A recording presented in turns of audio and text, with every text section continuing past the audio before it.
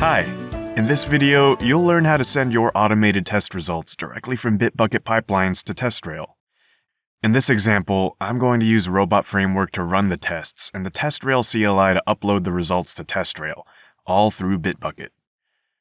At the end, you'll see how easy it is to manage all your testing efforts, manual and automated, in a single platform. If you want to try it yourself, the sample I'm using here is available in our GitHub repository. So let's start the integration by creating a repository in Bitbucket. You want to click on Create Repository and provide a name, for example, Repo Test Robot. Then select the project you want to use. I have already created a Robot Framework project, so I'm going to use this one. I'm choosing No to include a README and include git ignore because I'm going to commit the same code from our GitHub repository to this repository in Bitbucket. The README and the git ignore files are already included in that code. Now click on Create Repository, and it's created. Bitbucket is going to give you a suggestion to commit a work sample to this repository. First, you have to clone this repository to your local machine. Then go to the path of this repository and connect the GitHub repository using the command git remote add origin. Finally, push the code.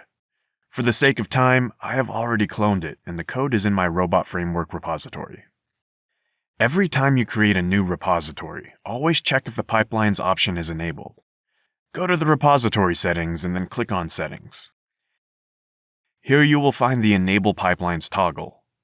This option should always be green. When enabled, Bitbucket will automatically identify the bitbucketpipelines.yaml file in your repository, and it will enable the Pipelines option for you.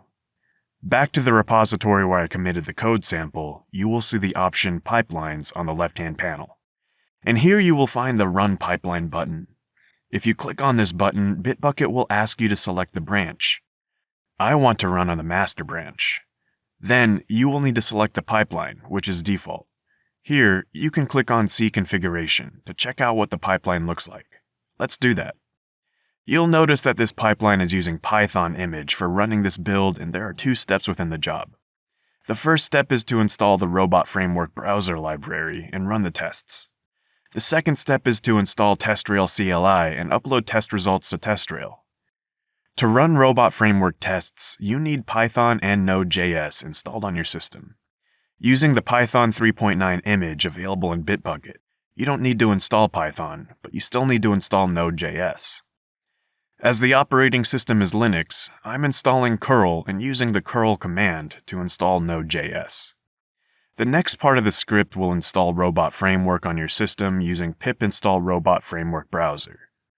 Then, you need to initialize the Robot Framework repository with RF browser in it. And in the last part of this step, you will run the tests. As you probably know, Robot Framework uses Playwright internally, so you need to install the Playwright dependencies and then give the command run the tests. This command will run all the tests included in this test folder, and once the tests are done, it is going to create a JUnitReport.xml for you. The report is stored as an artifact in this folder. Why are we storing it? Because the TestRail CLI will use this JUnit XML report to send your test results to TestRail in the next step. So the first step of the pipeline sets up the environment and runs the tests. The second step will install the TestRail CLI and upload the results. To do so, the first thing is to install the TestRail CLI using the command pip install trcli. After the CLI is installed, there are a few mandatory arguments that you need to pass along with trcli-y command. The -y option is going to create all the entities for you in TestRail. This means the test run, test cases, and results. The -h option is providing the host, the URL for your TestRail instance. Then you want to specify the project you want to include the test run. Following, you will see -u and -p, which is the username and the password to authenticate your TestRail instance. You also have to specify the title of your test run, in this case, Robot Framework Bitbucket Integration. My test results will appear in TestRail under that test run. In the run description, you can give the Bitbucket Pipeline build number URL. This will give you a URL within TestRail to check out the build in Bitbucket when necessary. Finally, you have to specify from where the TestRail CLI has to pick up the report. In this case, it is under the reports folder. That's why the JUnit report was saved as an artifact in the previous step. You will provide the same path here.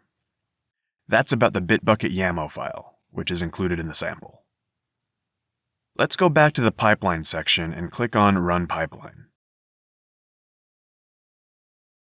Choose the master branch, default pipeline, and then click on Run.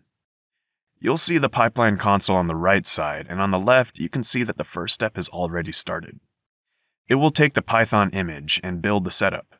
You already know that it will install curl, Node.js, Robot Framework, and the Playwright dependencies. Let's speed up the process a bit. Okay, now it's going to run the tests, which are simple tests to check the TestRail website. There are 3 tests. 1 has passed, and 2 have failed. And you can see that it has created the output as well, the JUnit XML report. In this way, the first step is completed. Now the second step.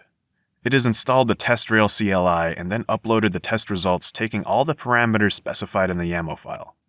It has processed 3 test cases, created the test run, and submitted the results in 5.1 seconds. It means the Robot Framework tests should be available in TestRail now. Here you can find the run URL to check the results. Let's see. This is my TestRail instance, and you immediately visualize the results in the graph. 2 test cases failed and 1 passed. At the bottom, you will see 3 test cases. If you click a failed test case, for example, you can see the error message for why the test case failed. And if you need to further analyze the results, you just click on the Bitbucket build URL, which will take you to where the build was executed. In the build log, you can check the errors or find out why the execution failed. All those things you can find here. Another important thing, in the pipeline section, when running the pipeline and clicking on C configuration, you can see all the configuration parameters provided in the YAML file. For example, the username, password, project, the run title, and so on. In this sample, these parameters are hard-coded, but you can use the repository environment variables for that. You just need to go to Repository Settings and then Repository Variables. Here you can create the variables, for example, the username, and then you can provide some value, whatever you want, then click Add. In the same way, you can create the password, provide some value, and add the variable. Then you can replace these hard-coded parameters with variables set up in the repository. Every hard-coded parameter here can be replaced with environment variables. Now that you have centralized your test results in TestRail, not only can you check the results of your automated test runs, along with the error messages for failed tests, but you can also aggregate both your manual and automated testing efforts on reports that show you the full test coverage surrounding your app. You can also report a bug directly from the automated test result to an issue tracker of your preference, as you would do for your manual test results.